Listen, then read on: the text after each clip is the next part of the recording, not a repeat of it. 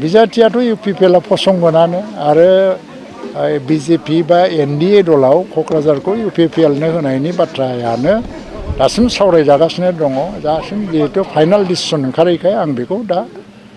खाथाङै बुंथ'नो हानाय नङा खिन्थु जों मोनगोन आरो जों देरहागोन केन्डिडेटआ सोर जागोन बेयो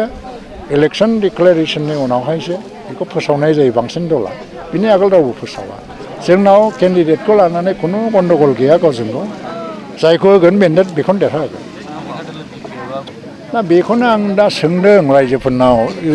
BPFनो मानो भट होनांगौ रायजो राजाफ्रा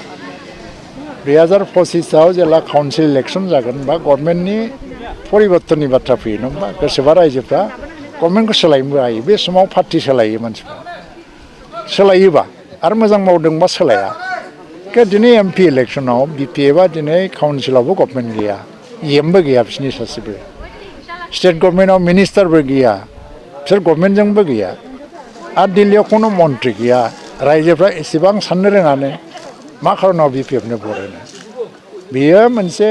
प्रक्सि वार इउपिपिएलनि एगेन्स्टआव माखासे मेडियाबो गेलेदों साफा सानै मेडियाबो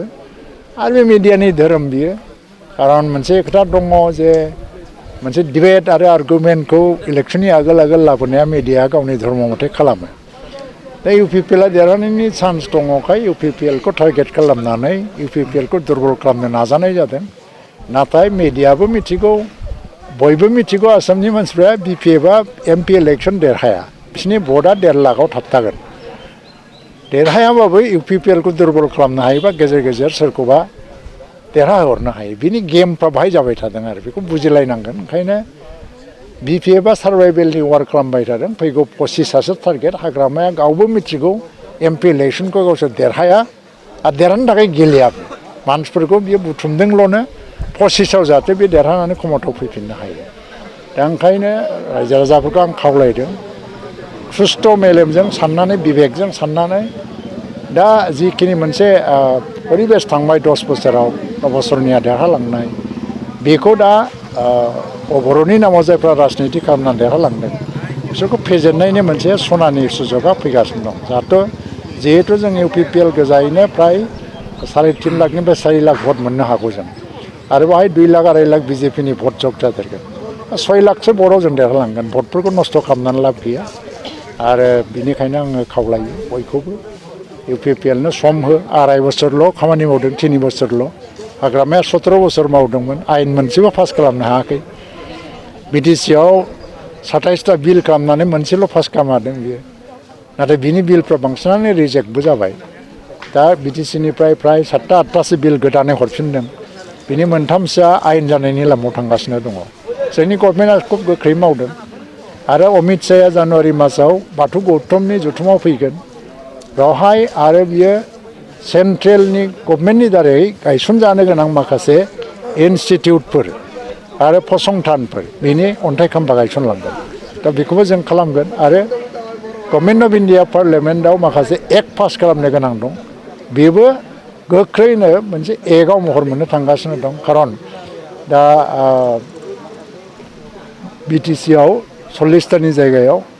54टा समस्ति जानो थांबाय थादों आरो 6 जना नमिनेटेड माने 60 माने सोद्रोमानि सासे मोनसे काउन्सिल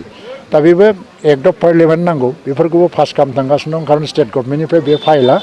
क्लियार जानानै माबालांखायावनो जुडिसियेल डिपार्टमेन्टनिफ्रायबो थांबाय दा बेखौ गभर्नमेन्ट अफ इन्डिया मोनसे एक्ट पास खालामनांगौ बेफोर प्रसेसखौ जों लादों हिसाबै बिटिसिआव माखासे एक्टफ्रा जेनेबा फरेस्टनिफ्राय जों बा उड बेस्ड इन्डास्ट्रिफोरनिफ्राय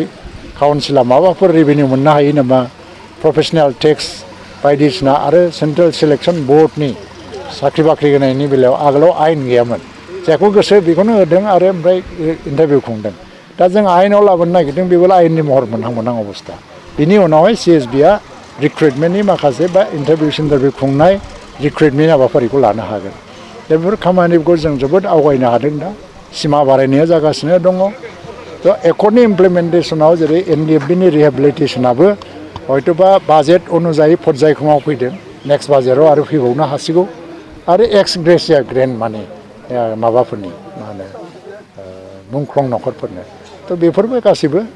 जोङो फारि फारि लालांगासिनो दङ बेनिखायनो